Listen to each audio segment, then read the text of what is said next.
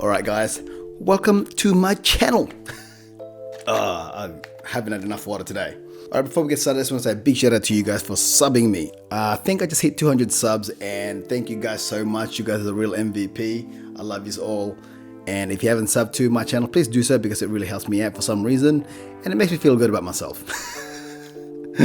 Alright, let's begin. So I'm known for being a portrait photographer. Okay, I've shot a lot of people, I've shot a lot of bangers, I've shot with a lot of lenses in my studio, on my old studio and even here. These are some of my favorite shots that I've taken with very, very expensive portrait glasses, okay? Roll the clip. How awkward. Roll the clip. You rolling?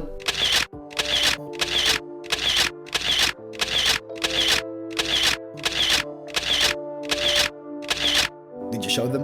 Good.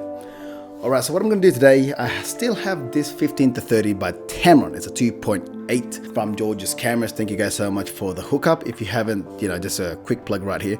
If you need anything camera or video or lighting needs, go to their website at georges.com.au and they will hook you up. Anyways, look, I still got this bad boy. And what I'm thinking, because I'm known for my portraitures, I will do some wide angle portraitures with these lenses, and I'm going to take some as well with the 16-35 f2.8 Mark II by Canon, and they are going to go head to head. I'm not going to do that because it'll break. But yeah, it's just to see which lens is better, and if wide angle zoom lens are good for portraitures. I think that's what we're going to do. Are wide angle portraitures are wide angle lenses good for portraitures? Yeah, that's a good one. Let's find out.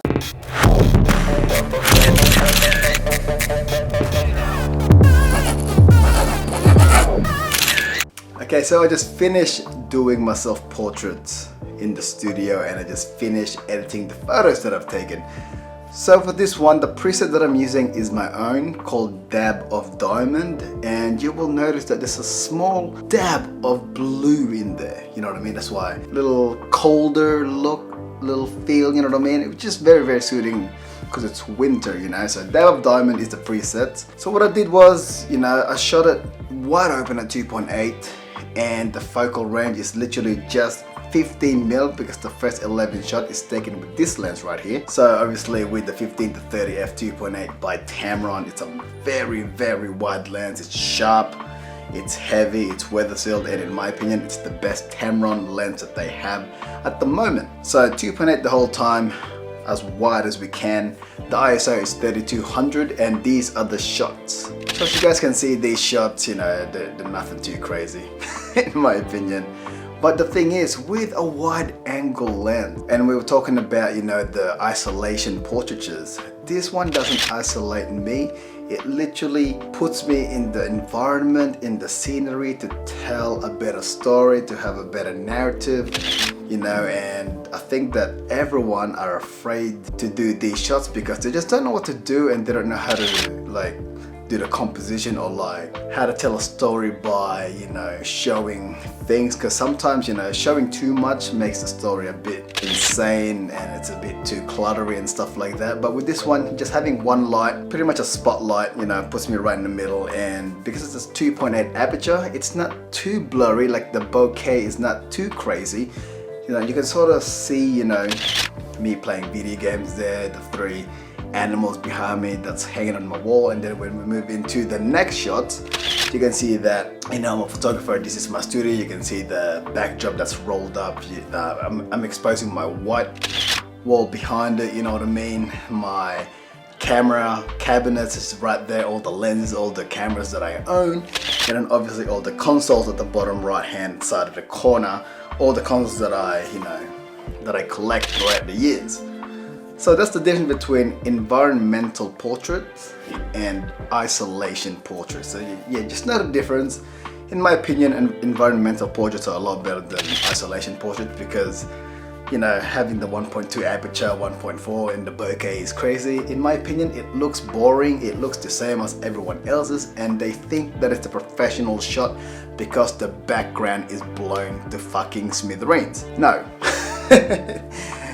Doesn't mean you're a professional if you can blow out the background, in my opinion. Sorry, no, shoot a 2.8, shoot a f4, shoot f11, and then make that photo great, then yep, hats off to you, you're a professional in my book. So these are the 11 shots from Tamron. So the next 11 shot is taken with this 16-35 f2.8 Mark II by Canon. This is my own. So you can see the difference straight away with the 15-30 f2.8 by Tamron, and then look at that. Look at the size difference, especially the front element. The glass there is so small that this is just insane. Look how big that is. That's because 15 mil, you're going into the world of, you know, like a fish eye lens sort of thing. This one is 16, hence why the front element is not as big. And the thing is, this goes to 35 while the Tamron one goes to 30. But the same thing with this one, shot with a 16 mil the whole time, f2.8, ISO 3200 one light. So I said all these photos that you're seeing right now, use my preset, you know, it's called Dab of Diamond. I am thinking whether if I should release my own presets for portraitures. I don't know yet. I'm working on some of them as we speak. I've been working on them for like 8 months now. It's not easy doing your own style of presets because so many people would copy everyone else's. So I'm just trying to make mine unique and easy to use. But yeah, I got a few presets out there. Dab of Diamond is one of them. Dawn of the Dead is good as well. Wolverine is good as well. But yeah, I am working on portrait presets and environmental portrait presets, but that's probably going to be released next year. Anyways, back to the photos. So yeah, in my honest opinion, you can't really tell which one is taken with which lens, eh? Like, they're both pretty freaking sharp in my opinion. As I said, environmental portraits is the way to go. I like doing all this kind of stuff because you're telling a story without saying anything. It's all visual representation. You know, you're not isolating the subject, you're including them in the environment, in the world that they work in or whatever. And yeah, it just makes the photo look more interesting in my opinion. So yeah, alright. So that's all the photos that are taken with these two. Let's have a little, you know, chit chat which one is better in my opinion. So this is 28, I think 25 to 2,800 bucks brand new. This is about 28 to $3,000 brand new. So price wise, this one wins. Aputure, they're both 2.8. Let's go with image stabilization. This one doesn't. This one does, so this one wins again. Wide, so this goes to 15. This one only goes to 16, so this one wins again. Telephoto capability, this one only stops to 30, this one's 35, so this one wins. Weight, this is freaking heavy, so if you like to travel light, this one wins. So fuck, which one should I pick? I mean,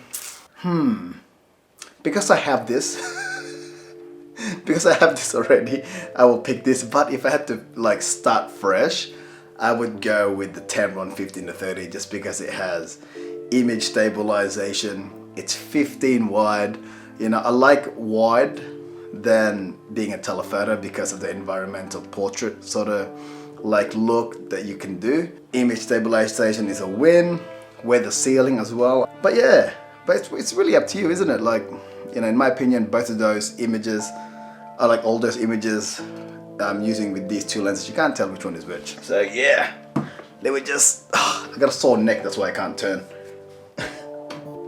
I'm getting old. Alright gang, well that's about it for me today. You know, that was Tamron versus Canon in that one. So let me know down below which one would you pick. And thank you so much for subbing. Thank you for, you know, just watching this stuff. I reached 200 subs the other day. Well, I think this morning, so that's really cool. So yeah, that's about it for me. I'll see you guys on my next video. This is Karlo, aka Aputure, signing out from Bondi Junction. Peace and take care. See you guys soon.